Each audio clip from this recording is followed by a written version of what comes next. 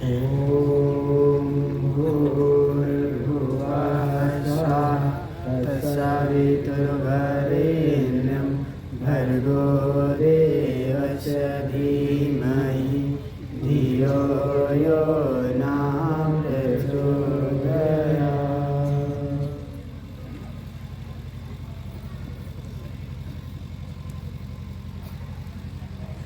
मैं भी उन्हीं सौभाग्यशाली लोगों में से हूँ जिन्हें देवासर का सानिध्य प्राप्त है।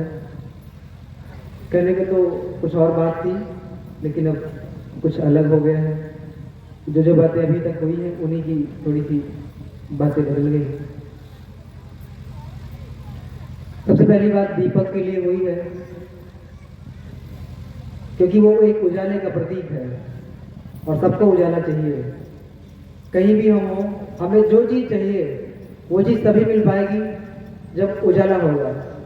सिर्फ आंखें होने से दिखाई नहीं देता, उसके लिए उजाले की ज़रूरत है। जब लाइट चली जाती है हमें कुछ भी दिखाई नहीं पड़ता, फिर हम वो चीज़ नहीं पा सकते जो हमें चाहिए। और यदि गलती से वो चीज़ मिल भी गई तो उसका उपयोग कैसे करेंगे। मान लीजिए हमको कलम चाहिए, लिखनी है, लाइट चली गई, हमको पता है कि कलम अलमारी में रखी है, अंदाजे से, क्योंकि वो हमारा घर है, हमें रोज आने जाने का अभ्यास है, हम अलमारी तक पहुंच जाते हैं। कलम मिल तो जाएगी, लेकिन उस पर लिखेंगे कैसे। इसके लिए उजाले की ज़रूरत है, और वो उजाला यहाँ पर दीप यज्ञ के माध्यम से हम सब अपने अपने घरों को लेके जाएंगे। क्योंकि ये यहाँ पे प्रतीक के रूप में तो दीपक जल रहे हैं, लेकिन ये उजाला, सच्चा उजाला तो ज्ञान का उजाला है, जो हम दीपक जलाते समय भाव करेंगे कि ये दीपक हम जला रहे हैं, और वो उजाला हमारे साथ जाना चाहिए। कभी भी, चाहे रात हो चाहे दिन हो, उजाला अवश्य होना चाहिए। अंदर भी होना चाहिए, बाहर भी होना चाहिए। क्योंकि कोई पूछता है सूरज से कि क्या है सूरज तेरी औकात है इस दुनिया में, क्या है सूरज तेरी औकात है इस दुनिया में। रात के बाद भी एक रात है इस दुनिया में। उस रात का नाम है अंधकार की रात, अज्ञानता की रात, जिसको खत्म करने के लिए इतने सारे लोगों ने श्रम किया है। जहाँ पर लोगों को अपने काम से फुर्सत नहीं है, ज़्यादा से ज़्यादा कमा लें, सबके पास खाने को है, पहनने को है, सब कुछ है, लेकिन इतने सारे लोगों ने श्रम किया है, लोग समय नहीं दे पाते हैं 5 से 9 बजे तक। क्यों समय नहीं है? क्यों समय नहीं है? इस बार अल्टो खरीदी है, अगली बार सफारी खरीदने का इरादा है, इसलिए समय नहीं है। क्या वे सारे लोग जो कार्यक्रम में लगे हुए हैं, हम जैसे लोग या फिर और दीदी वगैरह जैसे लोग, जहाँ पर पढ़े लिखे लोगों का सपना होता है कि मुझे आईएएस बनना है, अगर 10 घंटे पढ़ रहे हैं तो 15 घंटे पढ़ने का टारगेट है, 20 घंटे पढ़ने का टारगेट है। क्या हम लोगों को नहीं पता है कि आईएएस बन करके भी कुछ होता है? सबको पता है, लेकिन सचमुच बात तो ये है कि आईएएस बन करके भी वो नहीं मिलेगा जो हमको सचमुच चाहिए। जिस दिन भी हमें जान जाते हैं कि हम किस लिए आए हैं, हमारा अस्तित्व क्या है और हमको करना क्या है, उसी दिन से हम पैसे को तवज्जो देना कम कर देते हैं और नौकरी का सिर्फ उद्देश्य इतना सा ही होता है। हम समाज की सेवा करने के लिए नौकरी नहीं करते हैं। किसी से भी पूछिए कि भाई क्यों नौकरी करना है, आईएएस क्यों बनना है? समाज सेवा। समाज सेवा उम्र सेवा कुछ भी नहीं। हम सिर्फ इतना चाहते हैं कि सरकारी नौकरी हमें मिल जाए, सिर्फ इसलिए क्योंकि 60 सालों के लिए सरकार हमें अपनी छाती पर लाद ले और हमारा रोजी रोटी चलाने का ठेका ले ले, बस इतनी सी बात है और कोई बात नहीं है। हमारे पास 2 हाथ हैं।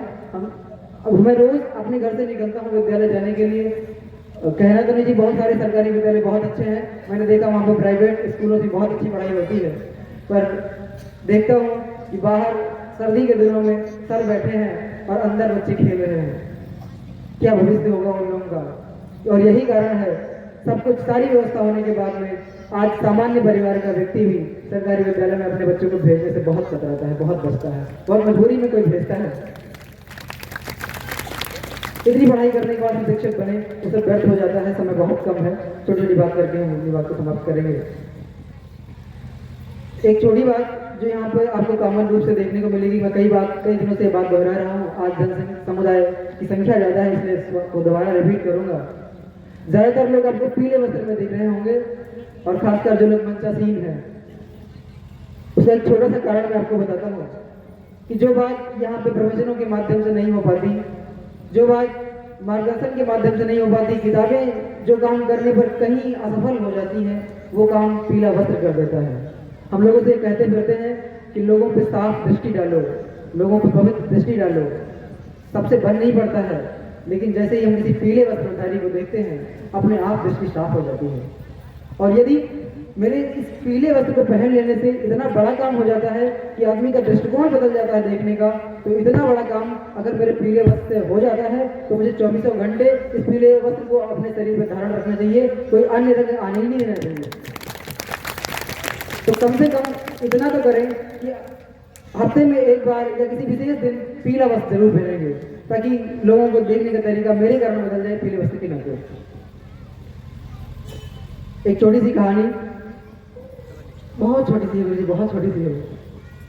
दीपक की बात हो रही है।